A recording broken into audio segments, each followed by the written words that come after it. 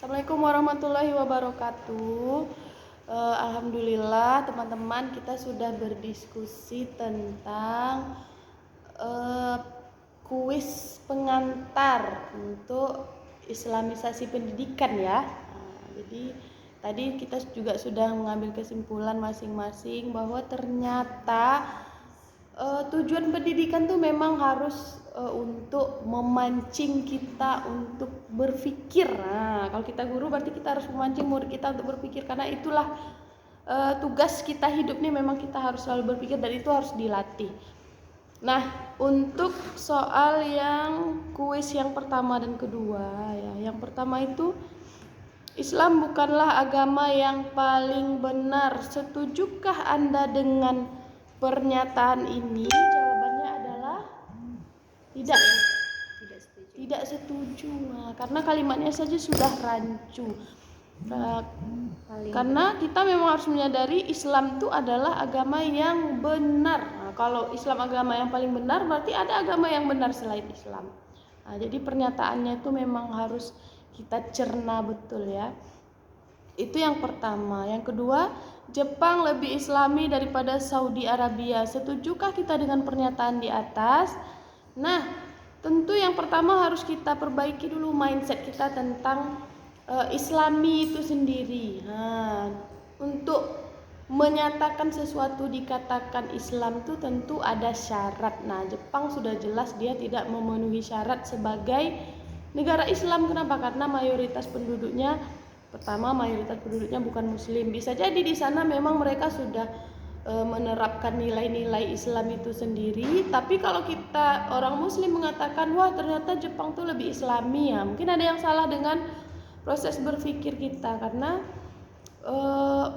kita meyakini kan, walaupun baik orang gitu dalam hal muamalah mungkin, tapi kalau dia tidak Muslim, nah, tentu ada satu syarat sebagai yang tidak dia penuhi untuk dikatakan Islami ya. Mungkin kalau untuk kehidupan sosial kita bisa katakan, wah dia orang yang baik, dia orang yang enak diajak bersahabat. Tapi untuk Islami ya, kita punya kriteria sendiri untuk mengatakan sesuatu itu Islami atau tidak. Ada syahadat. Kalau pintu syahadat aja sudah tidak dilewati, berarti tidak bisa kita katakan bahwa itu Islami. Sekarang poin keempat dan kelima ya, ketiga dan keempat. Oke, sekarang soal kuis ketiga. Golongan yang mana yang masuk dalam akidah sunnah wal jamaah? Di sini ada 4 pilihan. Pertama, Maturidi, Ahlul Hadis atau Ahlul Asar, Asy'ari dan Musyabbihah. Di kelompok kami menyimpulkan bahwa yang termasuk dalam akidah Ahlus Sunnah wal Jamaah ialah Maturidi, Ahlul Hadis atau Ahlul Asar dan Asy'ari. Kenapa? Karena dalam akidah Maturidi pahamnya yang menyelaraskan rasio dan Al-Quran serta sunnah untuk memperkuat ilahiyat, dan sedangkan Asy'ari, Ahlul Asar itu sudah termasuk ke dalam paham Maturidi ini. Sedangkan Musyabbihah adalah paham yang menyamakan sifat Allah dengan malaikat. Tidak mungkin akidah Ahlussunnah wal Jamaah menganut paham yang menyamakan antara sifat manusia dan sifat manusia atau makhluk ke sifat Allah. Soal yang keempat, agama samawi adalah, menurut dari diskusi kami, agama samawi ialah Islam. Kenapa Islam? Karena satu-satunya agama yang bersumber dari Allah, yang diturunkan kepada utusan Allah yaitu Nabi Muhammad SAW, dan sampai sekarang terjaga kemurniannya tanpa ada campur tangan manusia, hanya Islam. Sedangkan agama-agama yang lain sudah banyak campur tangan manusia-manusia yang tidak bertanggung jawab. Oke, baik. Selanjutnya itu kuis nomor 5, yaitu siapakah Bapak Kimia Dunia. Nah, di sini kami Bapak Kimia Dunia itu adalah Jawabannya Jabir bin Hayyan. Kemudian ada dua di sini, Bapak Kimia Dunia itu Bapak Kimia itu yang menemukan kimiawan itu ada dua. Yang pertama itu adalah Jabir bin Hayyan dan yang kedua itu adalah George Sarton. Nah, tapi kami memutuskan, maksudnya itu yang pertama sekali yang menjadi bapak yang sudah menemukan penemuan kimia itu adalah Jabir bin Hayyan. Karena mungkin dari data juga beliau itu lahir di 721 Masehi, sedangkan George Sarton itu lahir pada tahun 1884 Masehi. Nah, yang selanjutnya itu ada Omar Khayyam Al-Khwarizmi. Itu merupakan bapak matematika dan juga siapa nih? Senelius itu juga merupakan fisikawan.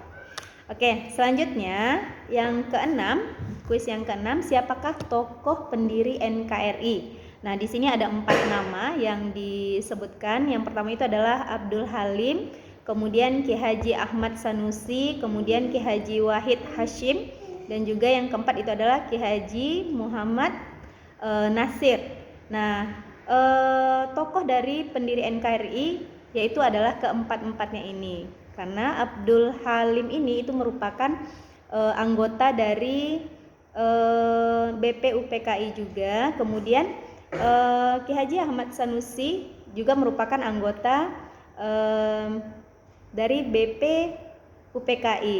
Kemudian Ki Haji Wahid Hashim itu merupakan juga anak dari Ki Haji Hashim Asyari yang merupakan anggota PPKI, yaitu Panitia Persiapan Kemerdekaan Indonesia. Nah, yang terakhir yaitu Ki Haji Muhammad Nasir, dan ini juga merupakan anggota dari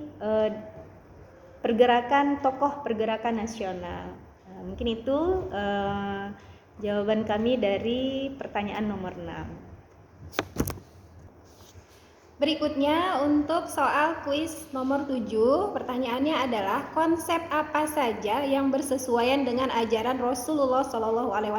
Pilihan pertamanya feminisme, kedua kesetaraan gender, ketiga pluralisme, keempat sosialisme, kelima keadilan.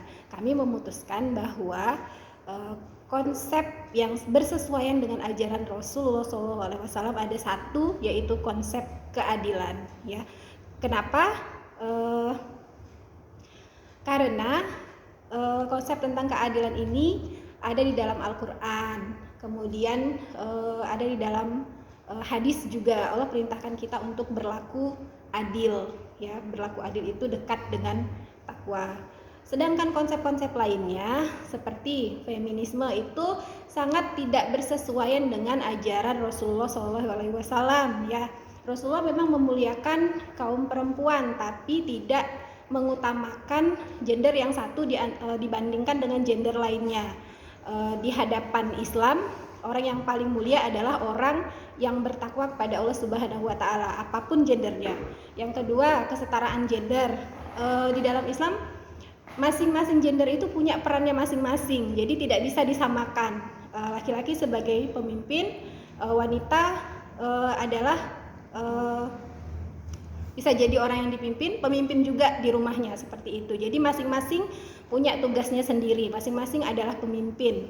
Kemudian paham pluralisme ini tidak bersesuaian dengan Islam, kemudian paham sosialisme juga tidak bersesuaian dengan Islam.